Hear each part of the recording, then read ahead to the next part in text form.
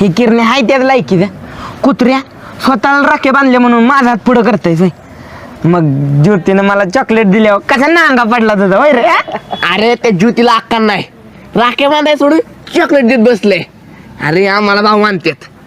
अरे येडे म्हणजे तुमच्यापेक्षा आम्ही जवळ आहे. भाऊ कसा घरातला असतो. होय मग जा की भाऊ बीज करून ये जा. एखादी साडी बिडी घे बहिणीला. भाऊ म्हण ती बी जवळ जा. अरे तो घरचा भाऊ, ह्यो बाहेरचा वळू माग लागू नाही म्हणून भाऊ केलाय, ध्यानात ठेव. तसे बी असेल का किरण्या, आपल्याशी कोणच भाऊ देत नाही म्हणून आपला भाऊ केलाय बहुतेक. आब्यांमध्ये ह्यांना कमी पूर्ण राखी बांधली ती. रेशमान केवढं आब्याला राखी बी बांधल्या नाहीत. रेशमा सोड, आब्या केवढानं मला राखी बांधल्या आणि ज्योतीनं तुला. म्हणजे केवढा माझी बहीण आणि तुझी बायको, आणि ज्योती माझी बायको तुझी बहीण. म्हणजे आपण साडू साडू झालो की लागा का मेवणं साडू. अरे ते समजा आत्ताच नको ठरवायला, पुढचं पुढं बघू की.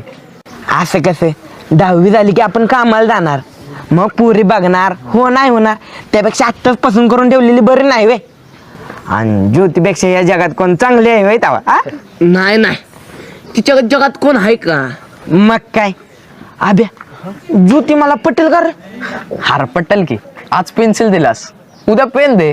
परवा दिवशी कंपास दे, वह्या पुस्तक दप्तर दे, नाहीतर कपडे बी ते काढून गाववर नागडा फिरवून. आब्या आजपासून यायला आहे ना आपल्यानं काढूनच टाकू. सारखं आपल्या विरोधात बोलत असते.